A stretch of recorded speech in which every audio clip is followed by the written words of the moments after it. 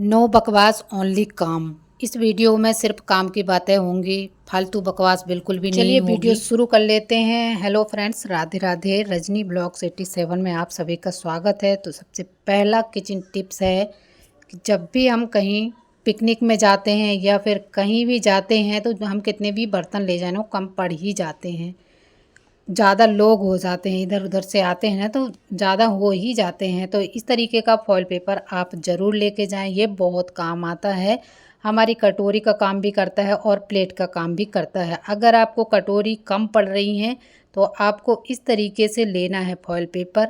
इसको डबल कर लीजिए। अभी फट गया है लेकिन फिर भी इससे काम बन जाएगा। इस तरीके से डबल करना है और अच्छे से दबा लेना है। फिर जो आप कटोरी लेके गए हैं वही कटोरी रख लीजिए और जिस तरफ का पार्ट अच्छा है, फटा नहीं है, वो उधर की तरफ ही इस तरीके से उल्टा के रखना है और हाथों से बढ़िया तरीके से इसको प्रेस कर देना है। इस तरीके से प्रेस करना है कि ये फटे ना। फट जाएगा तो फिर कोई काम का नहीं रह जाएगा। इसलिए अच्छे से सावधानी पूर्वक इसको प्रेस कीजिए। एकदम ये कटोरी का शेप ले लेगा और जितना भी एक्स्ट्रा पार्ट है उसको कट कर दीजिए। ये आसानी से कट हो जाता है और फिर दबा दीजिए। मेन बात है कि इसका जो मुंह वाला भाग होता है ना, वो हार्ड होना चाहिए, तो फिर ये बिल्कुल भी ना ही फटेगी ना ही टूटेगी। और आपको जितनी कम पड़ रही है उतनी कटोरी बना लीजिए और अपने मेहमानों को खाना सर्व कीजिए। वो भी खुश, आप भी खुश। आपको भी नहीं लगेगा कि हम ढेर सारी कटोरी लेके क्यों नहीं आए हैं। तो फॉइल पेपर ले जाना बिल्कुल भी ना भूलें और एक न्यूज़पेपर ले जाना ना भूलें। देखिए कितना बढ़िया कटोरी बनके तैयार हुआ है। और ऐसा नहीं है कि ये लूज़र पुज़र है, बिल्कुल भी लूज़ नहीं है, एकदम हार्ड बनी हुई है क्योंकि इसको हमने डबल करके बनाया है। तो आप जब भी कटोरी बनाएं तो डबल करके बनाएं। आप घर पे भी इस तरीके का कटोरी बना सकते हैं। जैसे कि अलता घोलना है या फिर कोई कलर घोलना है, बच्चे पेंटिंग करते हैं, तो उसके लिए आप इस कटोरी का यूज़ कर सकते हैं अगर आपके पास डिस्पोज़र नहीं है तो। क्योंकि अच्छी वाली कटोरी ख़राब करने से अच्छा है कि इसका कटोरी बना के यूज़ कर लिया जाए। चलिए देख लेते हैं अगला टिप। इस तरीके के पाउच सभी के पास होने चाहिए और होते भी हैं, लेकिन ये ना लाखों का काम करते हैं। जो हमारी चोटें होती हैं, जो ठीक नहीं होती हैं, काली पीली नीली हो जाती हैं, उनको ठीक करती है ये 1 रुपए की पाउच। 1 रुपए के आते हैं तो इनको हल्के में लेने की कोशिश मत करना क्योंकि ये लाखों रुपए का काम करते हैं।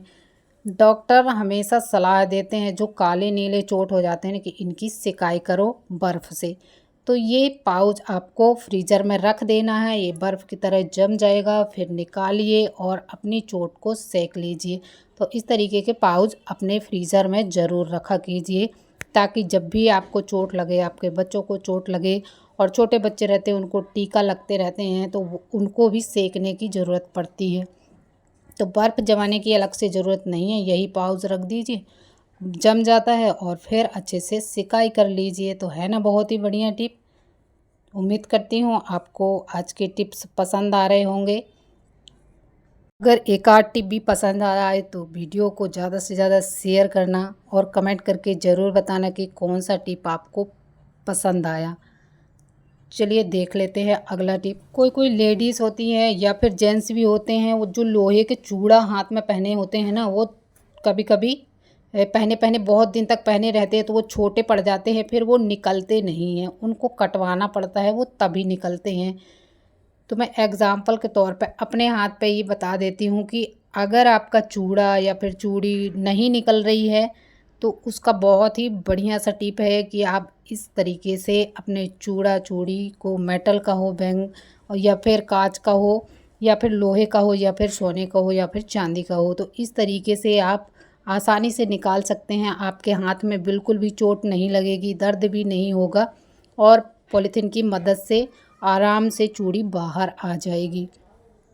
देखिए इस तरीके से आप आसानी से अपने चूड़ा को निकाल सकते हैं।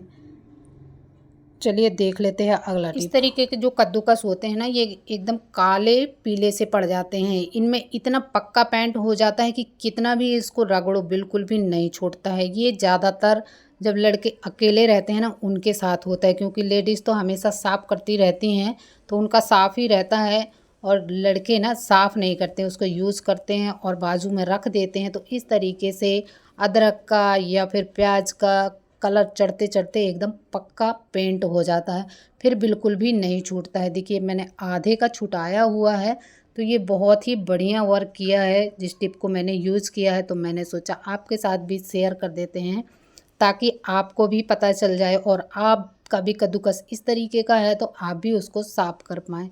ये इतना ज़िद्दी है ना कि कितना भी मैंने साफ़ कर लिया, टोमेटो केचप से, विनेगर से, सोडा से, बिल्कुल भी साफ़ नहीं हुआ है। तो अभी मेरे मन में एक आइडिया आया कि इस तरीके से जलाएं तो शायद साफ़ हो जाए। तो पहले मैंने आधे पे ट्राई किया तो बहुत अच्छा वर्क किया। अभी पूरे को साफ़ कर लेते हैं। तो इसको गरम कर लेना है। ये गरम करने से बिल्कुल भी ख़राब नहीं होता है। आप सोच रहे होंगे ख़राब हो जाएगा, बिल्कुल भी ख़राब नहीं होगा। इसकी जितनी भी गंदगी चिपकी हुई है ना, वो सारी जल के राख हो जाएगी और आपका कद्दूकस फिर से नया का नया हो जाएगा। हाँ, गरम करने से थोड़ा सा लाल हो जाएगा, लेकिन ये ख़राब बिल्कुल भी नहीं होगा। फिर 2-3 दिन के बाद एकदम चमचम आ जाएगा, साफ़ निकल आएगा। तो इस तरीके से आप अपने कद्दूकस की गंदगी को हटा सकते हैं। ये वाइट वाइट जो दिख रहा है ना, ये पूरा इसमें जो पेंट लगा हुआ था ना, वो राख होके जल गया और कद्दूकस एकदम साफ़ हो गया है। अब इसको आप पानी में डाल के साफ़ कर लीजिए, तो कद्दूकस एकदम नया के जैसे हो जाएगा। इसको हमारे इधर गुरनी बोलते हैं, कद्दूकस भी बोलते हैं और ग्रेटर भी बोलते हैं। तो आपके इधर क्या बोलते हैं कमेंट करके ज़रूर बताना। इसको गरम करके ना इसमें फिर पानी डाल देना है और इसको साफ़ कर लेना है, अच्छे से साफ़ करना। और फिर मैं धुल के दिखाती हूँ ये कितना साफ़ हो गया, पूरा ही निकल जाता है, बिल्कुल भी नहीं रह जाता। जितना भी टमाटो केचप लगा लो, विनेगर लगा लो, कुछ भी लगा लो, वो पेंट निकलता ही नहीं है। ये तो जलाने से एकदम साफ़ हो गया है। और ये कद्दूकस लाल तो हो गया, लेकिन 2-3 दिन में ना एकदम चमकने लगेगा।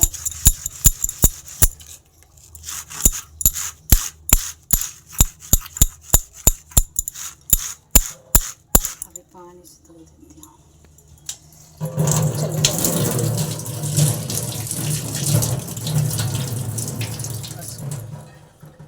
ये देखो साफ़ करने के बाद कुछ ऐसा दिख रहा है, लेकिन इसमें जो भी गंदगी लगी थी ना, जो भी पेंट था, वो सारा निकल गया है।